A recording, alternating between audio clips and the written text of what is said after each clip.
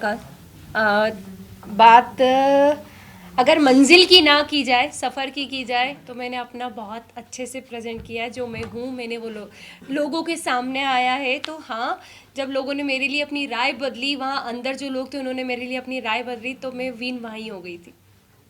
मुझे और कुछ नहीं चाहिए था, मुझे ट्रॉफी से प्यार नहीं था, बट ये था कि हाँ, जितना चल रहा है अच्छा चल रहा है। आपके हस्बैंड ने मेकर्स को ब्लेम किया है कि अनफेयर डिसीजन है ये। हाँ। तो आपको लगता है इससे पहले जितने इविक्शन हुए हैं, आपको नहीं लगता है कि वो भी काबिल थे? नीरज भैया टॉप 1 पे, यस, तो सबसे पहले उनको एलिमिनेट पोलो, किया। पायल चौथी में। हम्म। जो खेलने वाले थे, जो प्रेजेंट अच्छे से करने वाले थे सबको, मतलब जो एक स्ट्रांग बंदे थे, नीरज भैया के लिए तो मैं सीरियसली शॉक्ड हूँ। वो मैं उनको देखती थी तो मुझे लगता था कि भाई टॉप 1 में या टॉप 2 में तो जाना ही जाना है। तो वो पहले ही निकल गए थे, तो उसके बाद से मैं मेंटली प्रिपेयर थी कि अपना भी नंबर कभी भी लग सकता है।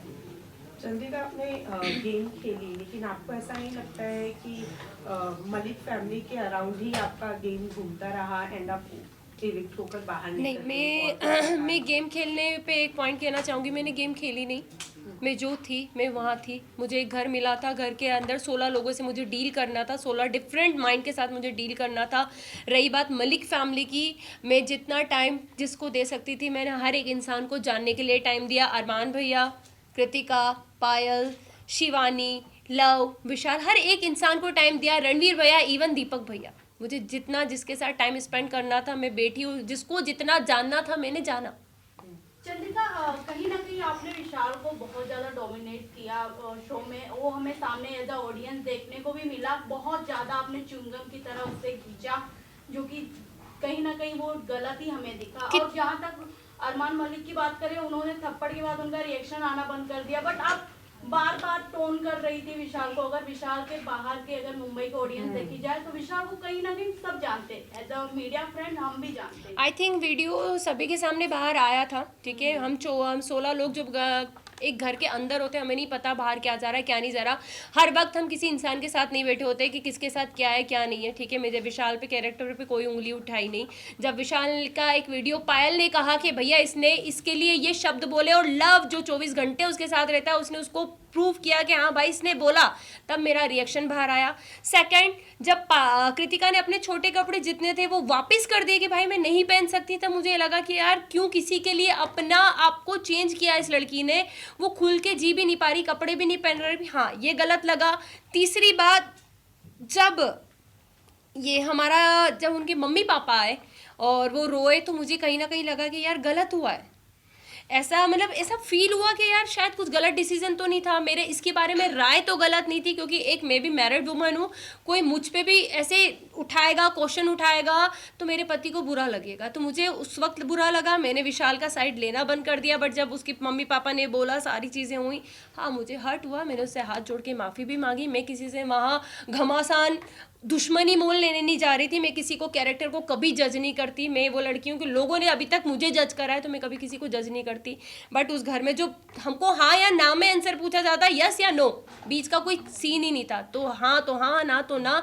बट जब मैं बाहर निकली हूँ और विशाल के कुछ वीडियोस मुझे दिखे हैं, और आई थिंक आप लोगों को भी दिखे होंगे, सबने अपनी अपनी राय दी थी और मैं अपनी राय देती हूँ, विशाल ने गलत किया।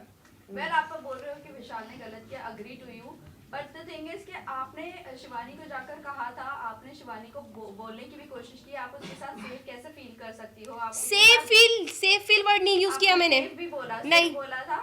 मुझे एक ही सवाल है, बाहर आकर आपको अरमान मलिक के बारे में भी बहुत सारी चीजें पता चली नहीं चली, मैंने अभी तक मुझे है कि अरमान मलिक सेफ है वहाँ पर लड़कियों के लिए? एक सेकंड में आपसे बात कंप्लीट कर देना चाहती हूँ। आपका क्वेश्चन, मैंने कभी शिवानी को विशाल के साथ उठना बैठने के लिए मना नहीं करा। मैंने अपनी एक राय रखी, क्योंकि जब वो सीन हुआ था उसके 2 दिन के बाद मैं उस जगह से हट चुकी थी। शिवानी बहुत अच्छे से, शिवानी हमसे कहा था दीदी आप हमारे साथ क्यों नहीं बैठते, तो मैंने 2 दिन के बाद शिवानी को ये जवाब दिया, शिवानी सिर्फ आपसे एक चीज़ पूछेंगे कि आप एक गाँव की लड़की हो, आप एक मतलब बहुत बड़ा मैटर था, हर चीज़ थी, एक किसी का सामने आया था, तो हमने बस उससे इतनी बात पूछी थी कि शिवानी आप वहाँ बैठ के कैसे हंस सकती हो, आप उस इंसान को गलत क्यों नहीं बोल रही हो, मुझे बस एक चीज़ बताओ।